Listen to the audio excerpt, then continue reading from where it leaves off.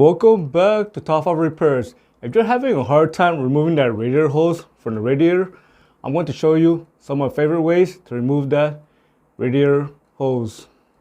If you're already loosening that clamp and you're still having a hard time removing that radiator hose because maybe it's been on it too long or the radiator hose has never been removed, you can always use a tool you already have in your toolbox, and that is a flathead screwdriver.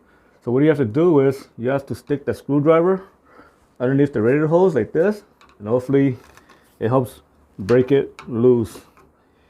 You might be able to remove that radiator hose that way. The next tool you could use is a channel lock. So all you have to do is place the shop rag above it, and all you have to do is just twist it left and right, and hopefully you can loosen it up that way.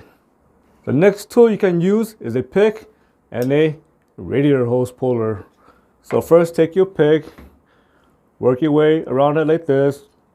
Hopefully you can break loose all that corrosion that's stuck to the radiator hose. Then next, use your radiator hose puller.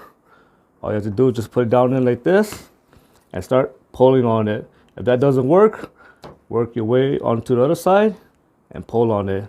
So keep doing that until you can pull out the radiator hose. If you're still having a hard time removing that radiator hose, the next tool you can use is a pry bar. So take your pry bar and force it against the radiator hose and keep pushing the radiator hose out. Work on both sides and hopefully that radiator hose will come out. If you're replacing the old radiator hose and you want to make installation easier for the new radiator hose, all you have to do is take a wire brush and clean up this part of the radiator.